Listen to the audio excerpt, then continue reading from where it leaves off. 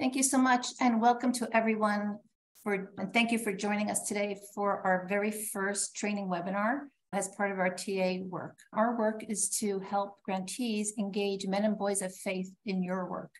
And the objectives of our whole grant program are to help you cultivate meaningful connections with faith leaders, to help you create resources that will help you do that, to help engage men and boys of faith in your programming, and to be able to adjust your programming so that it meets their needs while also staying true to the mission and work that you are doing, and to enhance cultural competency so that you can learn how to create those relationships with faith leadership and develop highly nuanced prevention programs that are appropriate for men and boys of the various faiths in your own communities.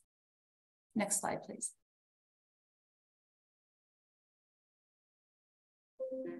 So I wanted to say thank you to OBW, especially to Derek O'Leary, who is our project manager and has been with us every step of the way.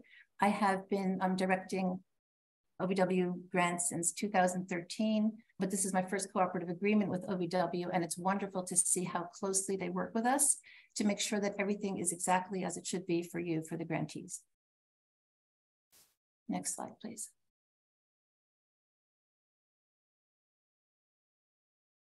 And the agenda for today, we have a packed agenda, and I'm just going to share it with you. We're going to meet our Interfaith Consortium. So this project is with Jewish Women International and our Interfaith Consortium, which are faith-based organizations working in the field. And together, we represent many faiths throughout the country, and that's why this is such a powerful consortium. So you're going to get to meet representatives from each of those individual agencies. Then we're going to be talking about how to map your community. And I hope that by the end, you realize that it's actually an exciting opportunity to be able to map your community, and we'll really be able to strengthen your work. It's going to help you identify the faith communities and religious organizations. We're going to be talking about building relationships and partnerships with the faith leaders, data analysis for informed decision-making, and how to do outreach to faith leaders to engage the men and boys in violence prevention. Of course, there will be time for Q&A.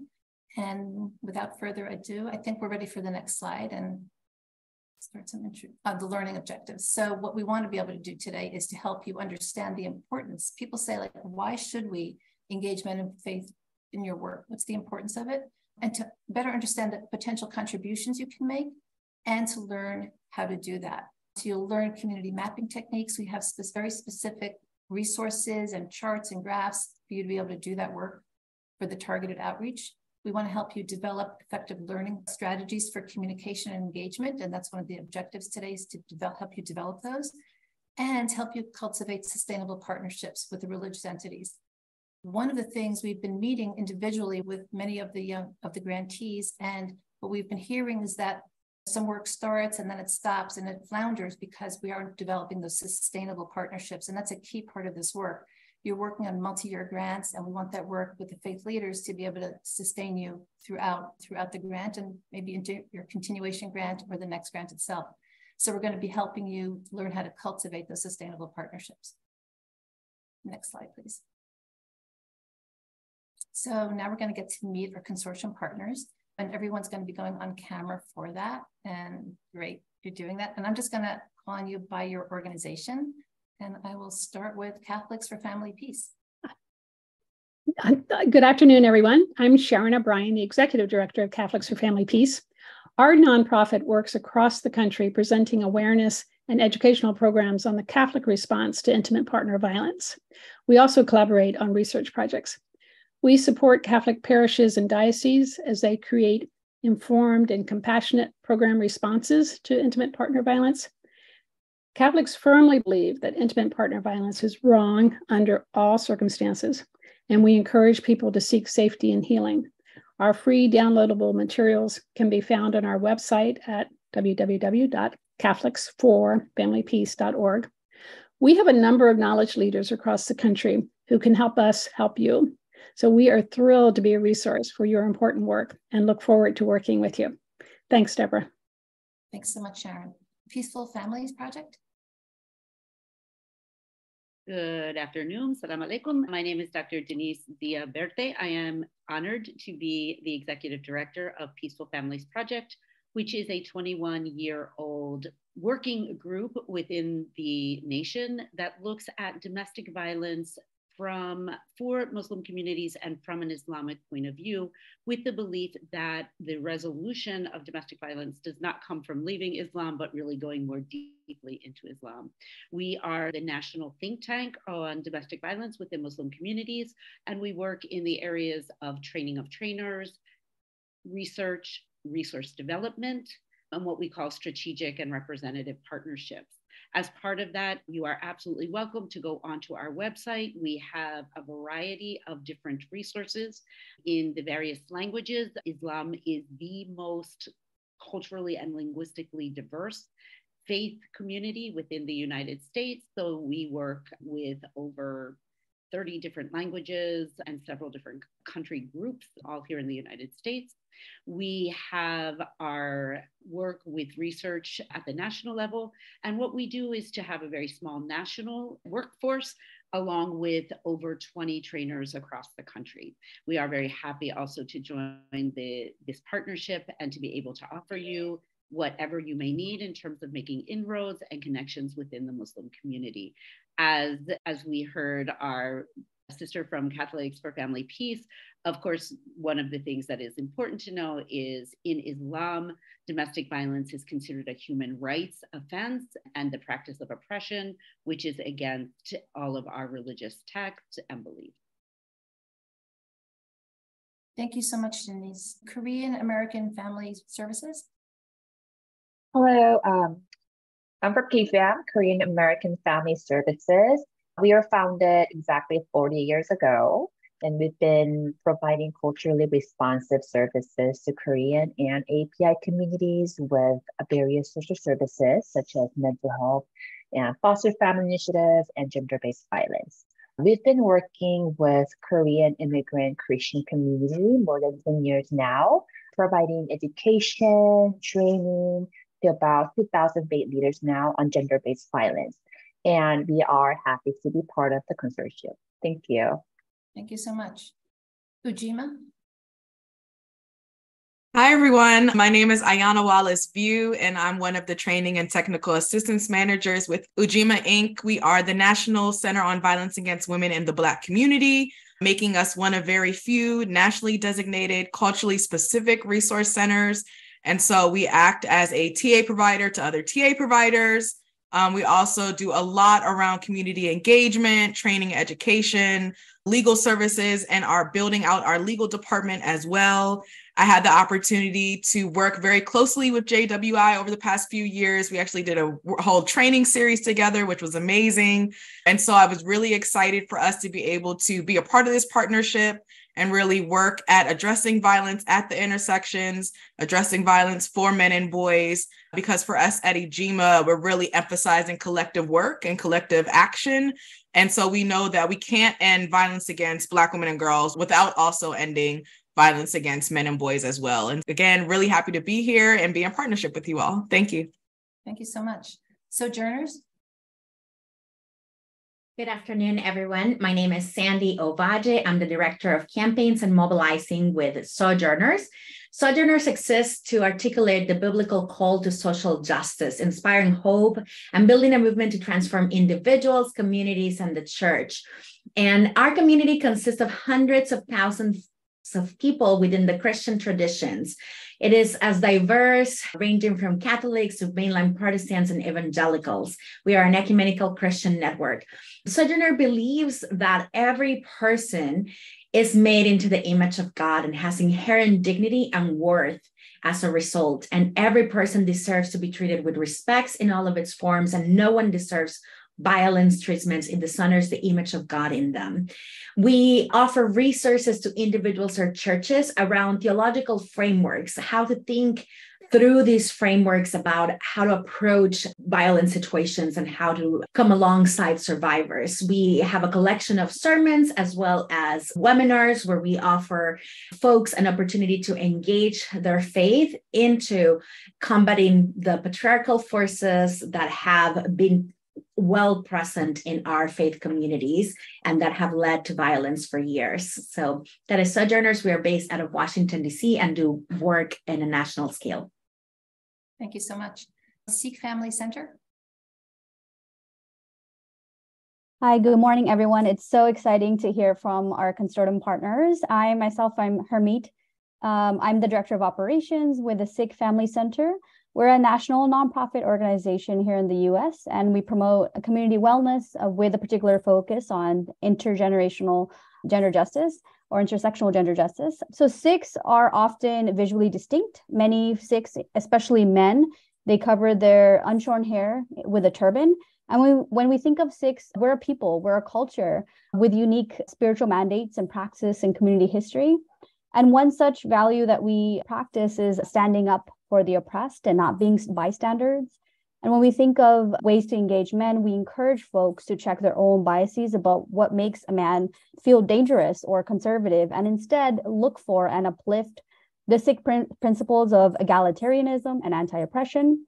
Some of the folks that we serve, some of the community members that we serve, they self-identify as Sikhs or Punjabi, though we don't turn anybody away. So we offer supportive services to domestic violence and sexual assault survivors. We work with friends who are seeking to intervene safely in terms of supporting survivors as well. We work with children that are impacted by intergenerational trauma.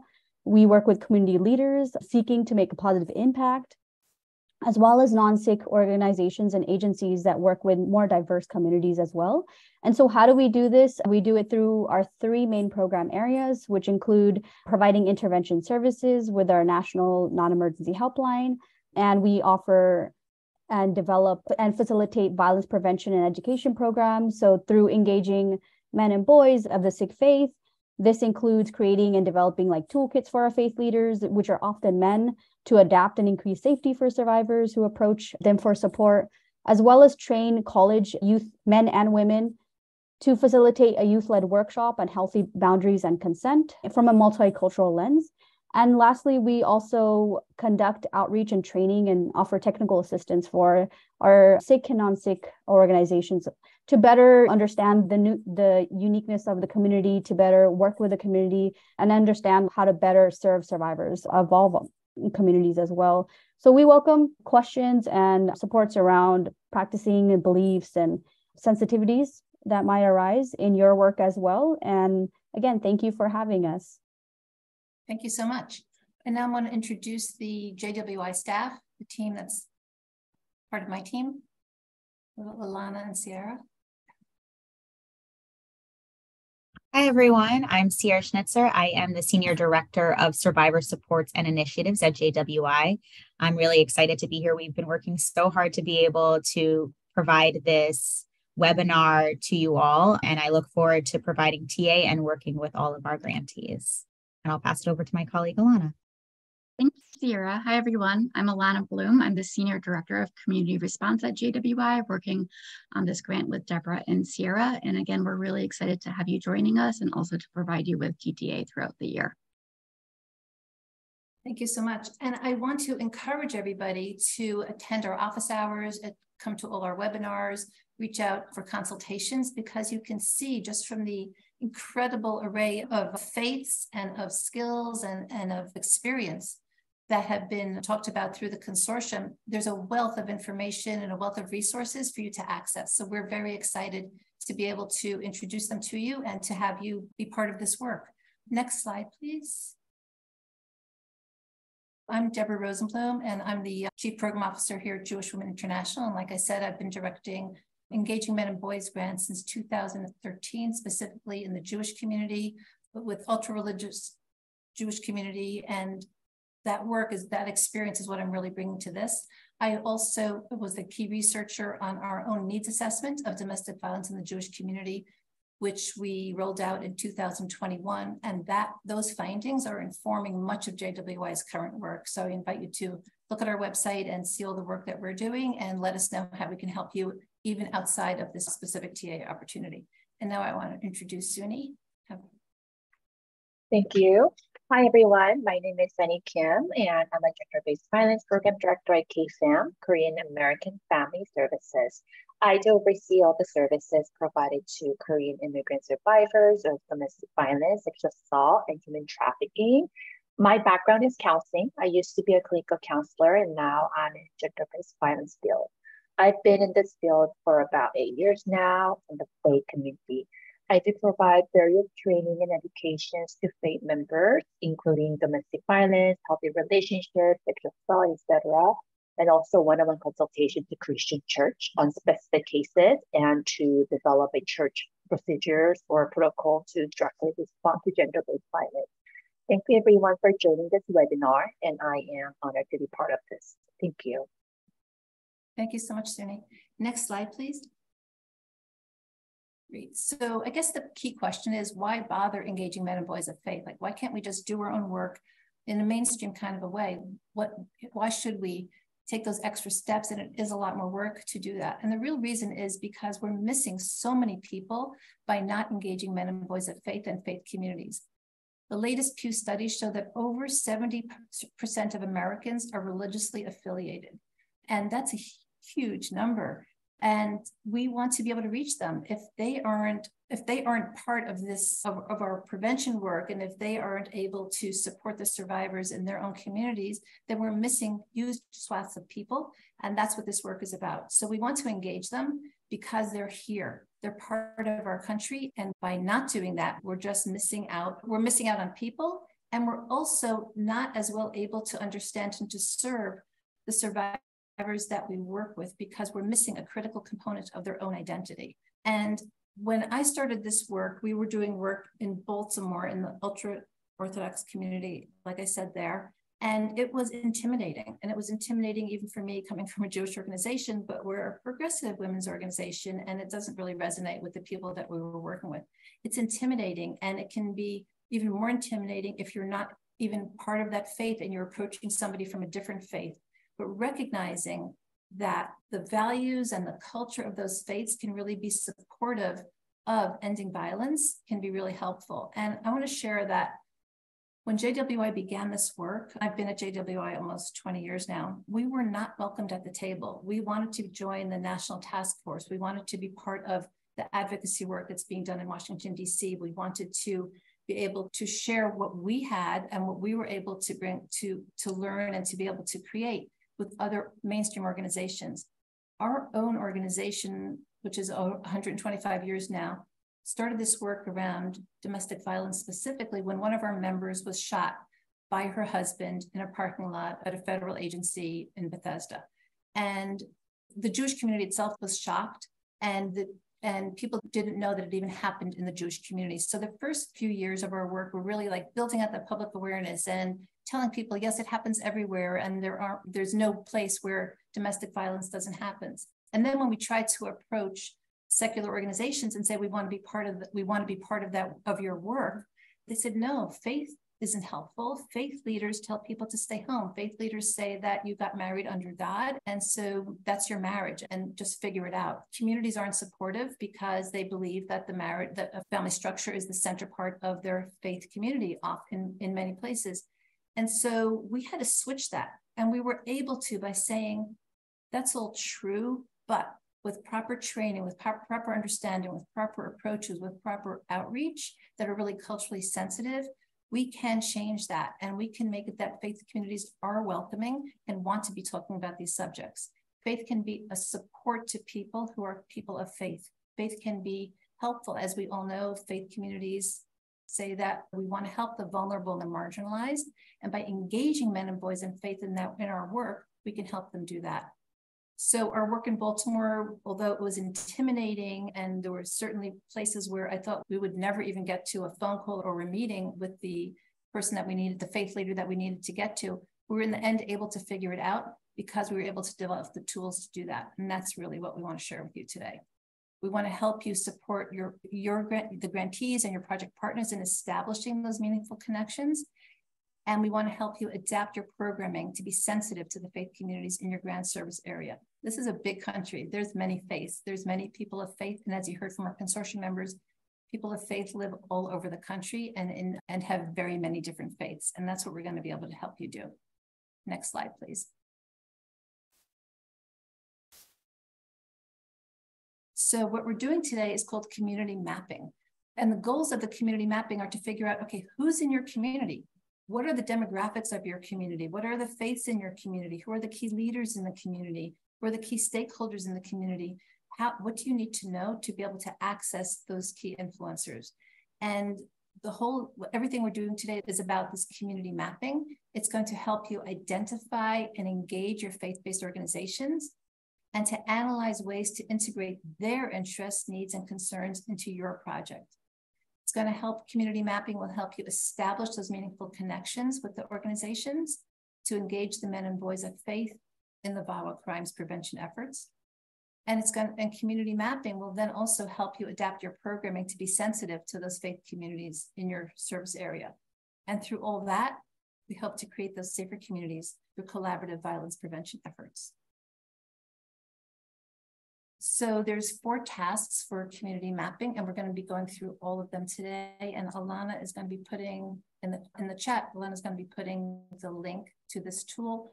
You're going to be receiving a whole toolkit around how to do community mapping, and everything that we're talking about today, you will be receiving either in the chat and also in an email and also on the website that we've developed. So there's 4 tasks, and each task has an activity that we'll be going through today.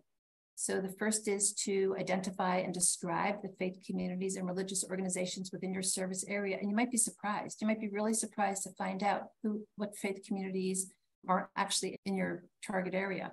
We want to help you review and document the existing relationships, partnerships, and programming between faith leaders and your organization. So it's really looking at your assets. What do you already have? Who do you already know? A lot of this is really about relationship building, cultivating relationships, relationship building, and also calling on those existing relationships, finding those allies who belong to that faith community and strengthening those relationships. We want to help you conduct it. The community mapping is also about conducting the data analysis and also about the outreach to faith leaders. And by doing this at the beginning of your project or before you're actually done the outreach to faith communities, your work will be stronger because you'll have it all lined up. You'll have your strategy and you'll have your plan. You'll know what you're doing and you'll know who's there and who you need to talk to. And also who should do the talking for you, what the agenda for your meeting should be. All those pieces we're going to be sharing with you today. Next slide, please. So I'm going to turn it over to Suni. Thank you. The first task for community mapping is to identify and describe the faith communities and religious organizations within your service area. So it is really important for you to know about your community and your service area because it can actually help you come up with an effective method that works in your community. For example, which faith organizations or community are big in your area? What is their age range? What are their needs?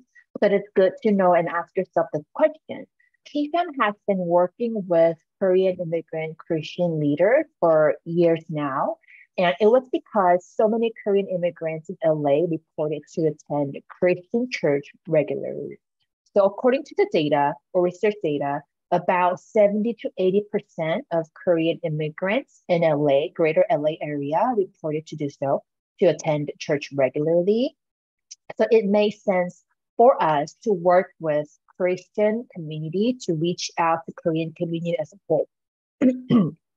So after we identified which faith community we were targeting, now we were able to tailor our outreach material, education materials, and even our strategy for them, which made our prevention program successful. For example, we emphasized why it was important for pastors to get education on gender-based violence, and we even provide 40-hour domestic violence training to Korean immigrant faith leaders.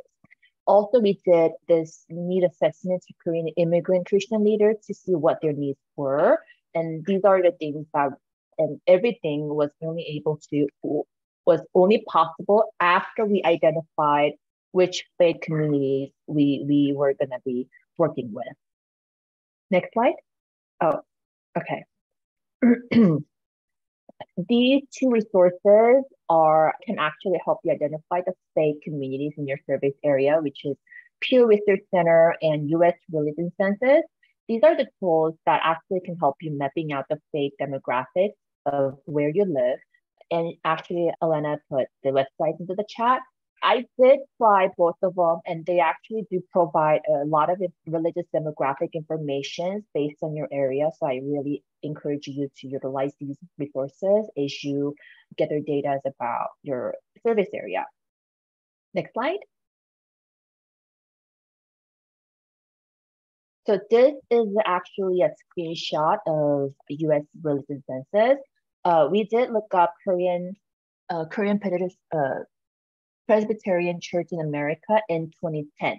It's really easy to read because it is colored. And actually, if you click each area, it's going to give you a detailed number and detailed information. So like this, these two resources that we provided is really straightforward and easy to read, and it has a lot of data. So I really highly recommend to utilize these data resources. Next slide.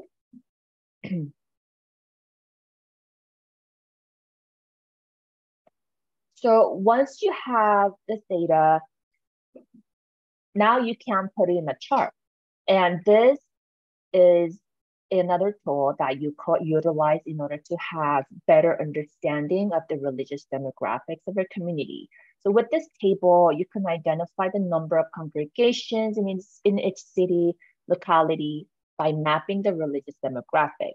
So if you see this chart on the left, there are a list of religions, such as African, Methodist, Episcopal, Baptist, Buddhism, Catholicism, Hinduism, Islam, Judaism, Methodism, Mormonism, Protestantism, Sikhism, Taoism, and other forms of Christianity. In other columns, it just has you could just put whatever the information you want to see and put your data there. So here, congregations, it does encompass a variety of places where faith communities gather, such as church, synagogue, or temples, and etc. Next slide. So after mapping the religious demographics of your community and understanding the distribution of the congregation, now the next task is to review and document the relationships, partnerships, and programming between faith leaders in your organization. This is a very important step in building meaningful connections and collaborations. It actually does strengthen your capacity to work together towards common goals and create positive change in the community. Next slide. So when it comes to building partnership, utilize relationship or partnerships that you already have is where you can start, because building relationship or trust is hard. It takes a lot of time and effort. And if you already have that, why not? So asking yourself and your agency what formal relationships you have, whether it is individual level or agency level, is important. So with our engagement program, there were two things that we did. So first, our coordinator was faith leader himself. So he utilizes existing relationships. And second, we reached out, as I shared, we have worked with a lot of faith community members. So we reached out to faith groups that we already had a relationship with. KFAM already had years of providing educations to faith communities, right? So we had quite a lot of partners to begin with. It was much easier for us. And for our Engaging Men grant, we had two partners, right? And both our previous partner and our current partner are the organizations that received our educational training on gender-based violence. And this chart do help you to evaluate your current relationship and partnership. So here, there are numbers of columns, names of faith organizations, name of faith leaders and their titles, nature of your partnerships, right? What are the key activities and programs that you did together? And history, is your partnership active? What does the time frame look like, right? And what are the common goals and priorities, contact information, and additional notes. Not just these information, so whatever the information you want to have, you could include, but charting always helps. Next slide. Project partners who have established partnership with faith leaders can actually act as liaisons, helping to facilitate communication and collaboration. And this chart can help you to identify that. Here, there's a list of things, information that you could put in. staff member and title, the name of the organization, contact information, and what is the nature of connection, right? For us, as I mentioned, our coordinator was a faith leader himself, so he definitely worked as a liaison, connecting us to faith leaders, which was really helpful in so many ways, right? First of all, he understood the culture, right? So he knew how to approach certain communities, what to say or what not to say. Also, we got more responses from the community when he reached out to them as a faith leader because he was one of them. So not only him, we also worked with KFAC, Korean Faith Advisory Council members to work with us. So KFAC is a Korean Faith Advisory Council, is a group of Korean faith leaders supporting KFAM when it comes to working with faith community. And since they were already faith leaders and were part of the community, it was much easier for us to reach out to the community. But then one thing to remember though is that you cannot force your staff or any individual to disclose their religious background. So just be mindful of that. Next slide.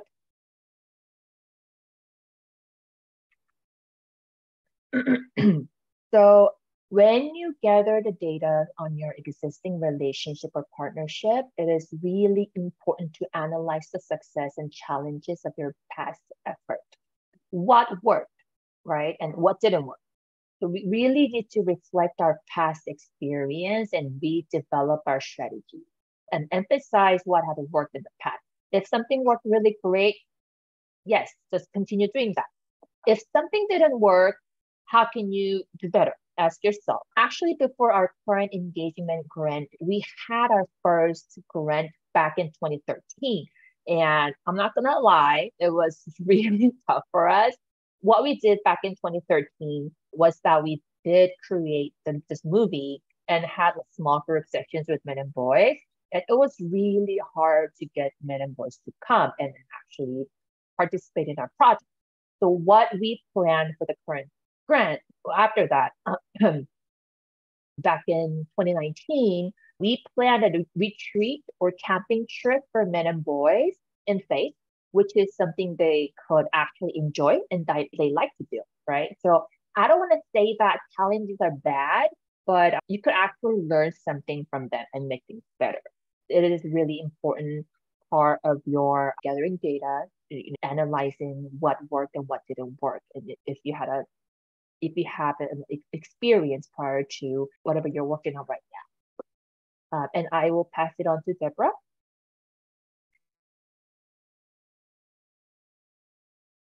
Thank you so much.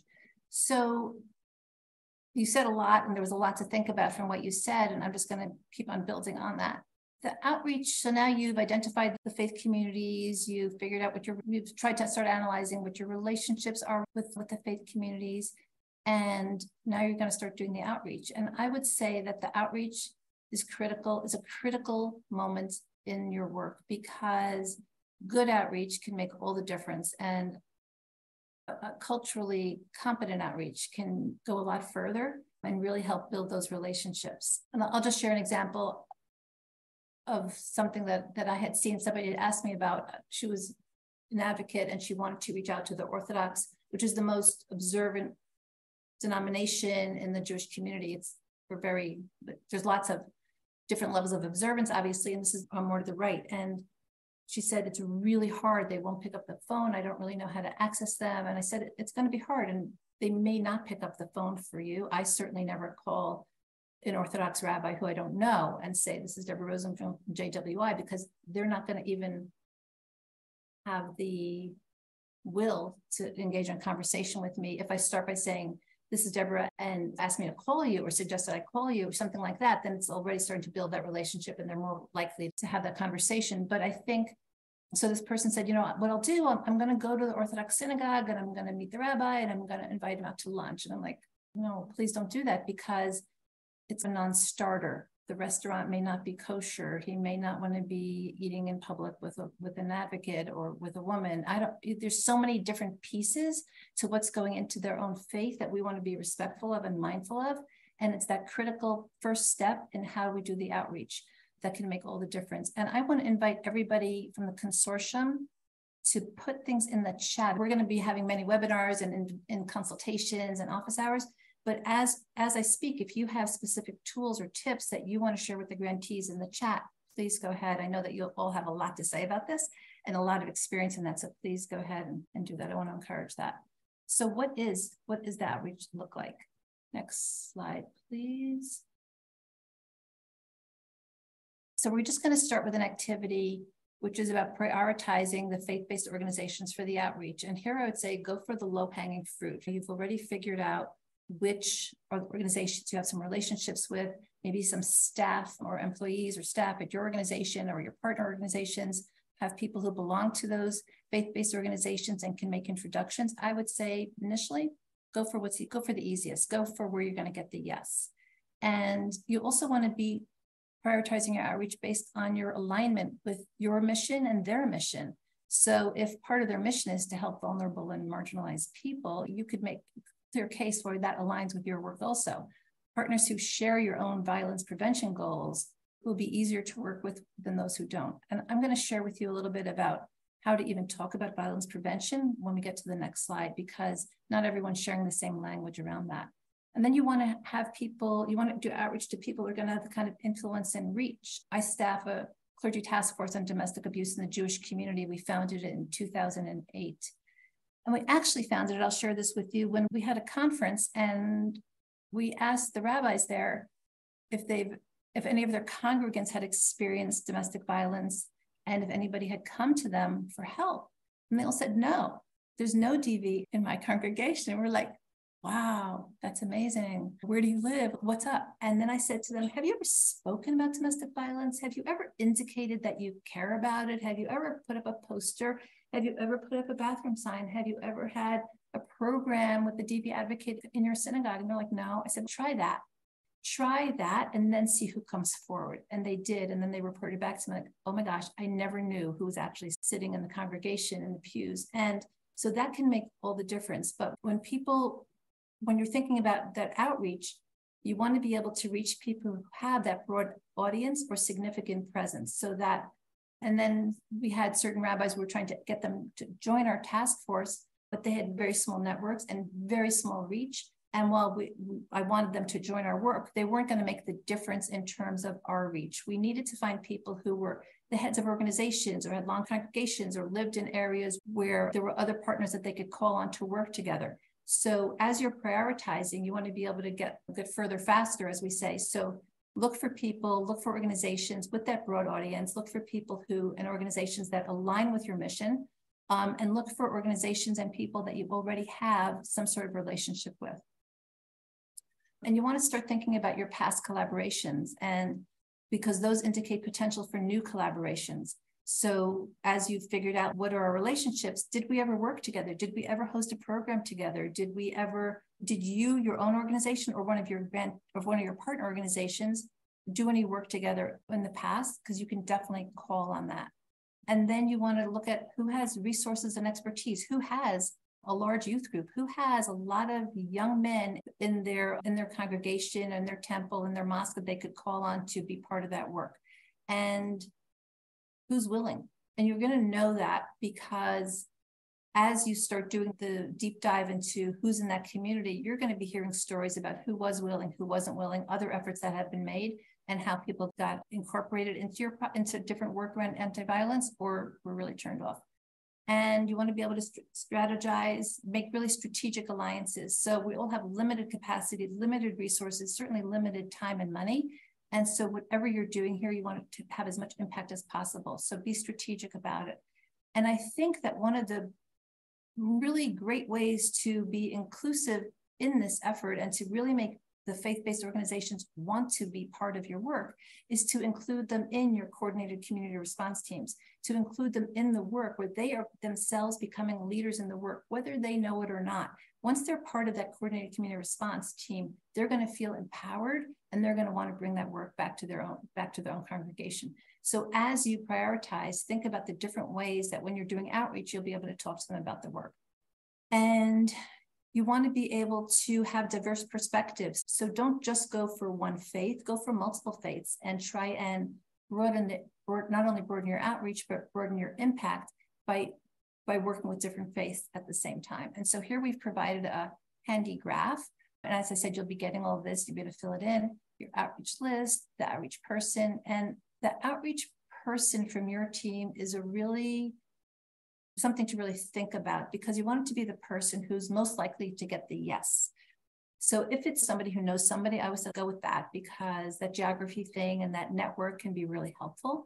If it's somebody who they've worked with before, that is really helpful also. Whatever you do, you want it to be somebody who they feel comfortable speaking with. And you'll be able to figure that out as you go along. You know your staff, you know yourselves, you know your project partners, and you'll be able to figure out like who's the most easy person to talk to, who's the person that seems most approachable, who's the person that people would feel like they would be able to work with this person. Figure that person out, and that's going to be your outreach person.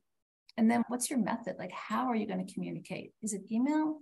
I'm not so big on emails, because I think, speaking very personally, I have a whole bunch of unread emails that I don't read because I don't have time to go through all my emails. But if it's somebody who calls me or somebody makes that introduction, then I will read that email. But if it's just out of the blue, it's going to go to the bottom of my inbox. And so figure out what is the best way to communicate. Is it to make a phone call? Is it to ask somebody else to help make that introduction? Or is it an email? Or is it that you are part of the congregation and you can get a meeting with the person right away because you have that relationship already? And you want to also be able to figure out the reason for the outreach. What are you going to ask once you do that outreach? What are the important things that you want to say? And what do you want to know? And what do you want to do? So be really intentional about that, because there's not a lot of opportunities for this outreach. Like we say, it's that first impression. It's going to be, not to be like downer about it, but sometimes it is that first impression, that first meeting, that first call that can make the difference and have somebody be willing or unwilling to participate in it. And then you want to keep track of your date of your first contact, when you had the meeting, and your follow-up. And follow-up is so important. I know we've all had these experiences where somebody asked for volunteers and we eagerly volunteered, and then there was nothing. Right? Or we formed a coalition and we had one meeting and then fell apart. And that's not great. It feels always like a waste of time and a waste of effort. I'm like, why did I do that? I should have known better. So you want to be sure that you're following up, and build your follow-up as you are doing the work so that you know what your next follow-up is going to be. I always like to have and then I would email, because by then I have a relationship. I'm expecting that they will open it. They'll recognize my name. Have that follow-up email already written and just fill in some pieces of it, but don't wait a week to follow up. Do it immediately or within the next day, maximum 2 days, so that you can talk about how excited you are to be able to form this partnership, this relationship. I probably wouldn't call it a partnership yet. They might think you were pushing it. This relationship, to talk more about it, to be able to engage together to prevent violence. Next slide, please.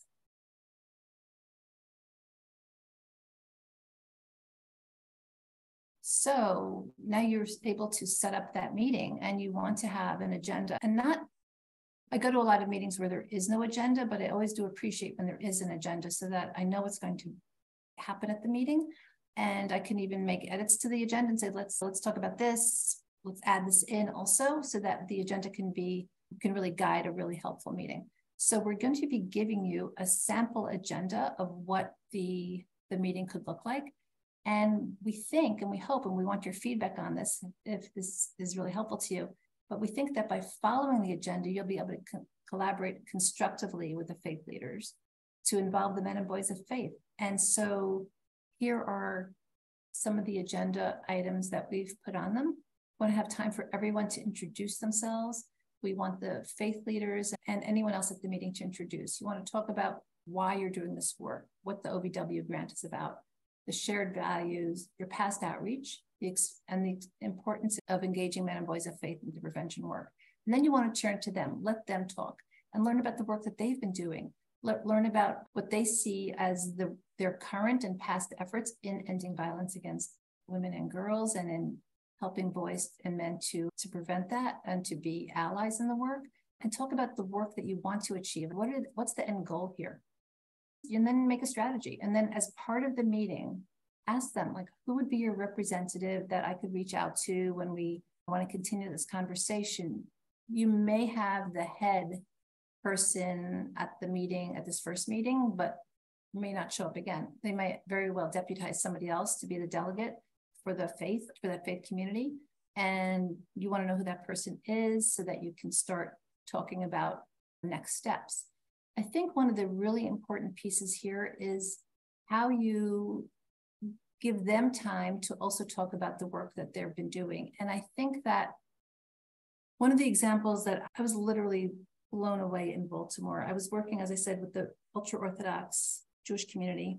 The boys in that community are in school, in yeshiva, as we call it, 6 days a week. So they're in school 6 days a week. And on the seventh day, on Shabbat, they're in synagogue. They are literally with their faith community, I would say 24/7. And the rabbis are part of everything. The rabbis are their teachers. The rabbis are, of course, at the synagogue. The rabbis are their fathers and their uncles and their brothers. And it's a small, tight-knit community. And when I met with, I did not meet with them because I don't talk to you about how I did that, but I hired people who look like them to do those meetings. We asked them what they wanted the guys to learn. And they said, teach them how to be good husbands. I'm like, what? They said, yeah, it's really important. They don't understand how to do that. They think that their wife is like their mother because they've never dated and they have their sisters. So they treat their sisters the way people treat sisters, but they don't date. They haven't had those kind of relationships. They get married and the only experience that they know with a woman is through their mother. So they treat their wife that way. And they're like, that's not a good way to treat a wife, that you need to build a partnership. And I was like, and I said, the person I'd hired to be my representative, how come they're not doing that? Why do they need us through the federal government to help them understand how to be a better husband? And it was just, they hadn't incorporated it into their work. We were able to, by talking about that with them, to have them see, oh, we need to be talking about that more. We need to be talking with the boys about relationships. We need to talk to them more about healthy relationships. And they let us help them do that. They let us develop the curriculum that they were then able to give into their schools. So you never know what their past efforts are, what their needs are until you really start having these conversations. And so the more you can have these conversations with them, I think not only the better the work will be, but the more needs that you'll be able to meet along the way. And that's really the goal. And then, so the next slide, please. So the next piece of it is to really ask these questions. So as I said, what I did, and I will share with you, it wasn't super comfortable. And there were people on my team who were really uncomfortable with it. And they wanted to be the ones meeting with the rabbis. And I was just, it's a non-starter. I don't want to put another barrier. I'm here to decrease the barriers. And if the person that they're going to feel more comfortable with, because it's a patriarchal, male-centered group of people, which I think we'll find it in many faiths, is another person who looks like them, who dresses the same, who is from that community, who has deep roots in that community, then that's great. So I was able to find, identify, and hire rabbis who also were social workers, who also had mental health counseling degrees, who were very interested in this work, and also were deeply part of that community. So they were trusted messengers. And I think that's really what I'm trying to say. The trusted messenger is going to get us deeper into the community and be able to get the work done more effectively. We never used the word domestic violence in our meetings with the rabbis. And it goes back to what we had learned when people were shocked it happens in our community. And I think you'll find that in several faith communities. It's still like a what? And no matter how much data you present to them, until it literally happens in their community, there's this kind of denial. And so we didn't use that word. We knew it would be a turnoff. Marriage and family are so important that they don't want to think about domestic violence. So instead, we phrased everything as healthy relationships. And that was such a great way to do it because it's healthy, it's positive, everybody wants healthy relationships. It's hard to say no to that. So that's how we framed it. And these are the questions, and I got them approved by OVW in 2013 when we were doing this work, to be able to ask them. And I really strongly suggest that you take a good look at them and think if you can use them, adapt them, use them the way they are in your own work. So we asked them, what work is being done in your community to promote healthy relationships? And that they really have to think about that sometimes, but it's like an opener. What messages are men and boys receiving about their roles and relationships in marriages? And sometimes in the more male-dominated patriarchal communities, they might be receiving the role that they're the boss that they're the king, that the wife isn't an equal. They very well might be receiving that, and that might be being reinforced at home by what they're seeing in their own family structure. So those are the messages that the men and boys are receiving about their roles and relationships in marriage. They're also probably taking in a whole lot of whatever, social media, billboards, movies, whatever they're allowed to be watching. They're also taking in other things about men and boys and masculinity and those roles and relationships. So you want to ask them, like, what messages are they receiving? What do the faith leaders think that they're receiving? And are they really positive messages? And then, of course, ask them about the collaborative efforts that they've been engaged in. And then, really importantly, what do you want young men to understand about a man's role in marriage? What should they be thinking about? What messages should they receive? And that's when they came out really strong and they said they wanted the boys to know, the young men to know, that their wife was not their mother, that they could not throw their dirty socks on the floor and expect her to pick it up and wait for her to pick it up. That was like the fact that they were treating their mothers like that. I won't even go into that, but that they didn't want the young guys to be starting out their marriages that way, that they understood that was a really bad thing. And they wanted them to build those partnerships. So they needed to think about what they wanted young men to understand about a man's role in a marriage. And notice I was talking about marriage in this community, people don't date, or they date very minimally with an eye to marriage. So if it works out, there'll be a marriage in 6 months. But so it's an important conversation to have when the guys are 17, 18, 19, 20. They need to be really thinking about that. And so what messages should they receive? And that's why we were able to do the work, was because they wanted guys to receive different messages. We asked them what they were aware of in their community that was addressing unhealthy or abusive relationships or marriages, what gaps they wanted to be able to see. And so in the existing resources, some of them knew and some of them didn't know about the domestic violence programs serving the Jewish community. And the ones that didn't, we were able to make that introduction. They were a project partner. And we were able to ask them, like, what else do you need? What else would you like to see happening? And that's when we were able to talk about curriculum in school and really projects with the boys themselves. Recommendations for how to engage men and boys in our project, you're really turning to them as the experts. And they are the key influencers of the community. And really take that in, because faith communities are often small communities, highly networked communities, and their recommendations are going to be really, if taken to heart, we're going to go far, because somebody said that this is an important project. Giving them that leadership on how to engage men and boys in the project can be really helpful. And we formed an advisory group of the key influencers so that they could continue to make those recommendations and continue to be part of the work. What role would you like to play as an ally in this project?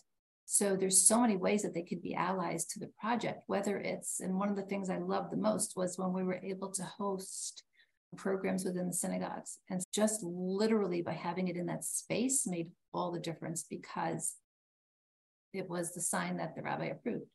We did programs for men, and we made it during the time when they come to prayers anyway. So we weren't asking guys to come out specially. We weren't asking anybody to take time from work, because they are there prayers every evening. So we just did a 10, 15-minute talk in between when they were waiting around. And that limited the amount of time that they needed to spend. It limited I always like to do programs where they're already. It limited the messaging that we needed to promote about it, because they were going to be there anyway. And really importantly, it said that the rabbi approved. So just by being in that building can go so far. And as an ally, we were also able to get them to introduce some programs. So they gave a couple of minutes of a talk, like why they thought this was important, or how this fit into the larger work that they're doing around Judaism. Like, how does this fit in? Having them up there saying that is golden. They are the key influencers, and they are saying, I approve of this work. And I think that it's important for the rest of the community to be part of that. So hopefully that was really helpful. Then we want to, next slide, please. So next we're going to analyze the data and figure out, like, what needs to happen. What changes do we need to make to our programs so that they will be culturally sensitive and appropriate and be able to become part of that faith community's work. So take a look at all the data that you have, all the charts that you have, and start thinking about really what updates do you need to make to your programming so that they can be used in the spaces that you're trying to get them into? So next slide, please. We created a chart, activity 4.1, to analyze the data and assess the alignment. So it's really about thinking about the programs that you've already developed.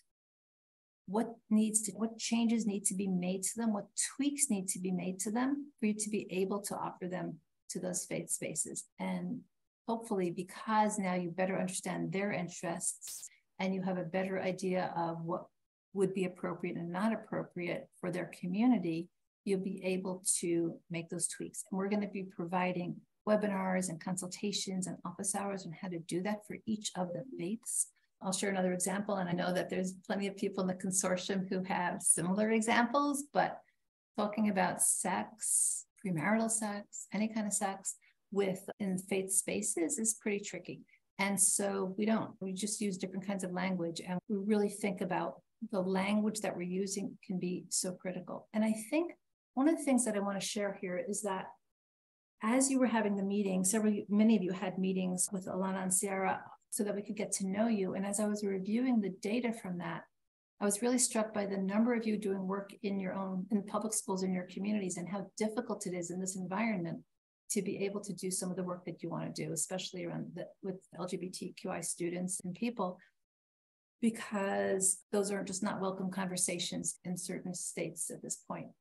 And so that's tragic. And I don't have a panacea for it, but something about figuring out how we can say what we want to say without saying it. We might be able to use some lessons from the work that we've been doing in the faith field to bring it to the public schools. And I'm just saying that as I was reading, I was thinking, well, there's a lot of similarity. There's a lot of things we're not allowed to talk about that wouldn't be welcome, but there might be ways to get around it. So hopefully some of the things I've said would be able to help you further in your own work in the school system specifically. So again, you're going to get this chart and you're reviewing the data. You have to keep notes on everything. We love to color code so that we really can keep really good track of who met whom, what's going on, what are the messages, who are the key leaders, when are we meeting again, who are the key influencers, who do I know who could make that other introduction, like all those things. You want to be keeping track of it. It can get pretty complicated. So I always think color coding is a great way to go.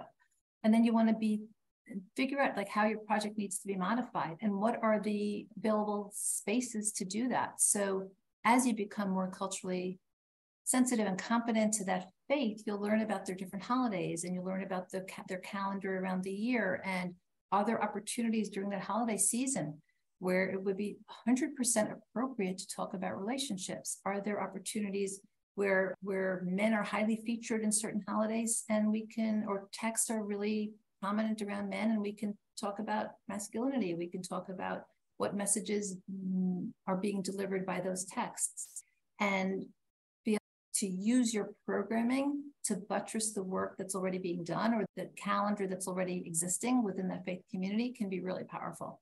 So work we've done using Jewish texts are very specifically holiday oriented. So we know the holiday season, we know what the texts are. We pull some texts out and we develop programs based on that. And we're going to be giving you the tools and helping you do that as well. And the next activity is the next slide, please. I'm sorry. Is to expand your outreach and strengthen your relationships. So you want to continually be building those relationships, strengthening those relationships, and exploring new opportunities for collaboration. And I think that, as I said earlier, that's a place where some of us tend to fall because it's so much work and there's so much work to do. So by now you've prioritized, you've figured out which faiths you're going to be approaching in the next year. If you have a 3-year grant, maybe in year 2, that's what you're going to be doing. And you want to be continuing to deepen those relationships. Giving people leadership roles is a really effective way to deepen that relationship because then they're the face of that project within their own faith community. And that can be, obviously, it can make them feel more engaged, make them be more engaged, and make them care more because their name's on it now.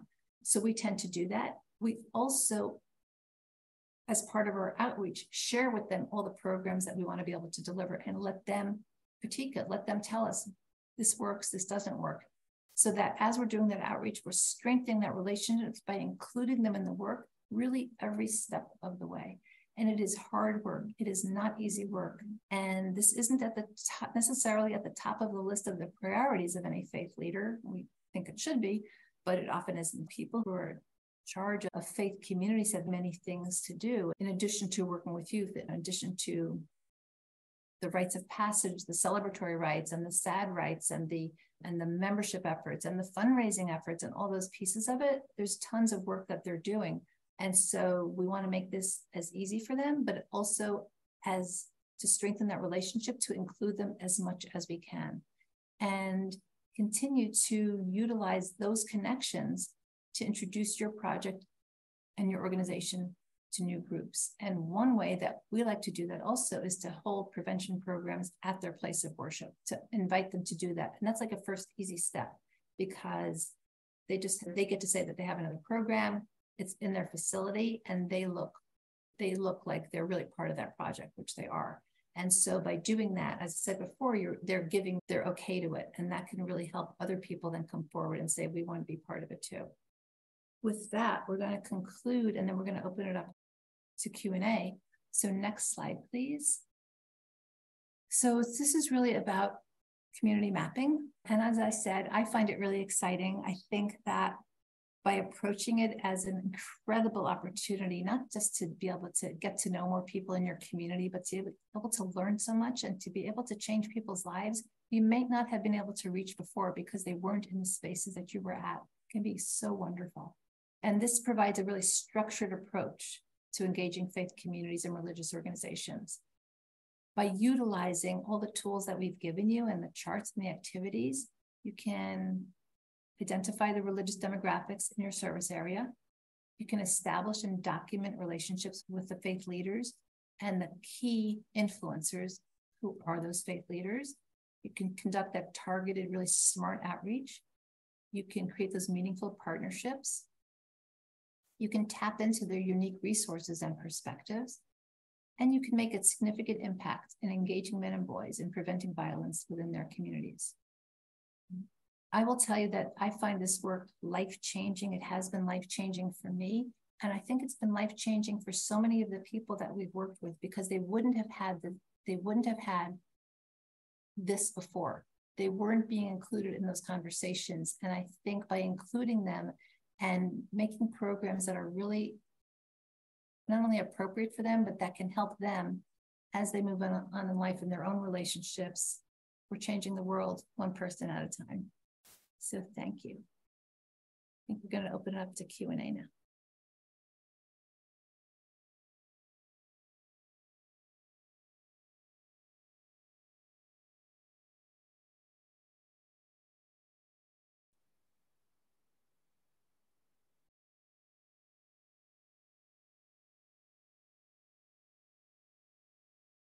Great. And the whole consortium can get back on, and then if there's questions, people can ask questions. I think Alana and Ciara are going to be moderating the questions.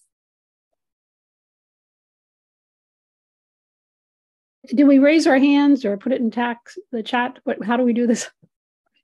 Alana is saying to please submit your questions via Q&A. Okay, great.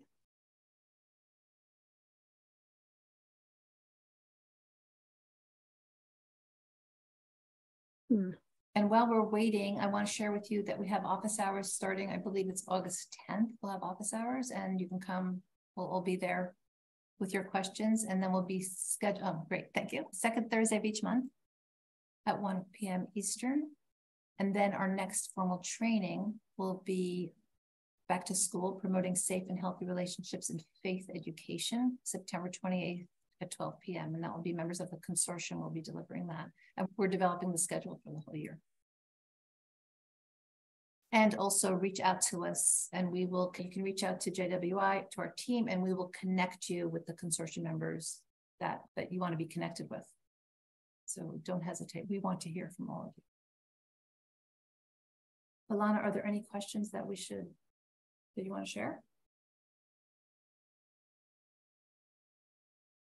Not yet. Okay. I'll let you know. But Sharon, did you have a question? Actually, I'll share that I'm on the Q&A and I don't know what to press in order to type a question. I've pressed open and nothing happens. I don't see a place to insert a question. So that might be. Oh, you know what, Sharon, that's because you're in as a panelist. So you can just unmute or yeah. Okay. I just want to say that we've been in this business as long as Deborah, whatever, we've all been in it a good 20 years. And this resource is excellent because what I do is I have a bunch of pieces of paper around, but this is actually, I'm going to put all my pieces of paper. I'm going to follow this chart because this chart is really good. It answers. So for the grantees, it'll save you a lot of time to just use this chart. So yeah, thanks for having put this together. It's really useful. So Alana and Sierra for creating that, really creating this whole webinar. Thank you. Thank you for saying that. And we have a website. I think we're going to be sharing the link and all this will be posted on the website as well. And Denise, I think you unmuted. Yeah, I just wanted to say that we do have the first Muslim Male Ally Gathering this Sunday in National Harbor.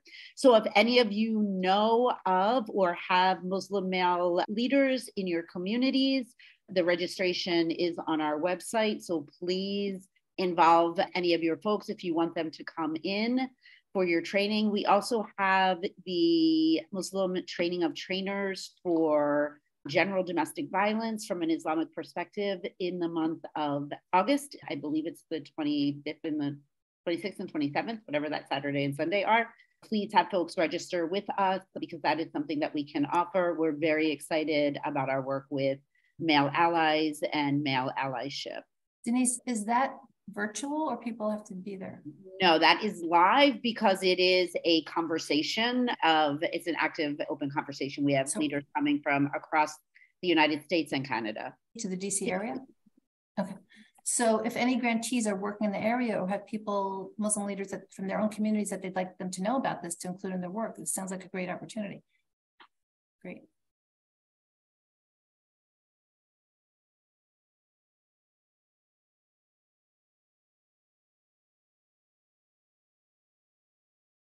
Alana, no questions? Good sign. You said it well, so there aren't any questions. I just wanted to add though, if grantees or organizations have specific questions about specific faiths that they are trying to engage, definitely encourage you to come to our office hours where you can ask those questions directly. We're also going to have faith resource docs available on our website.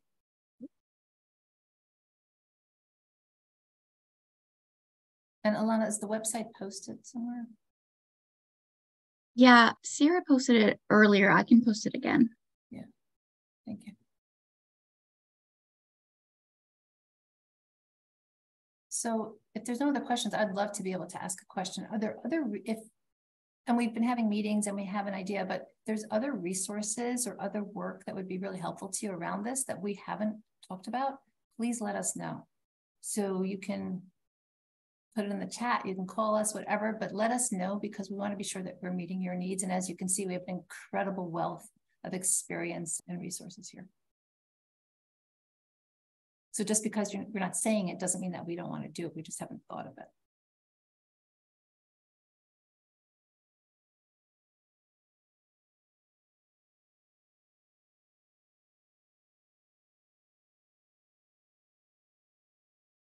Does anyone else from the consortium want to share any work that you're doing in the near future with men and boys or work that grantees might be able to join into?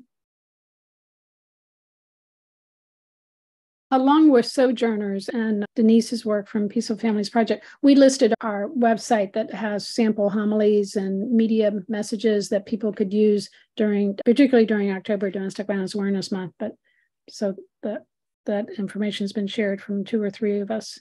And that's great. So once you build these relationships and then they want to know what can I do, and you can hand them some kind of text that's been written, they can build off of that. I would never give them a full sermon because they want to write their own, but if they have some idea, like the crux of it, they can build off of that. And I think our texts, all of our texts are full of examples of unhealthy relationships that run with that.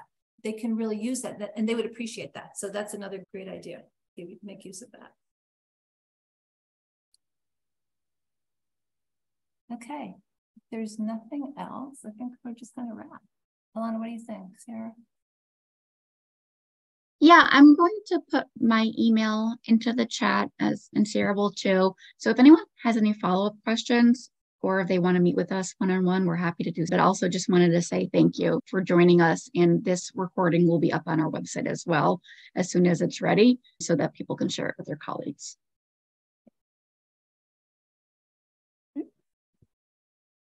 Okay.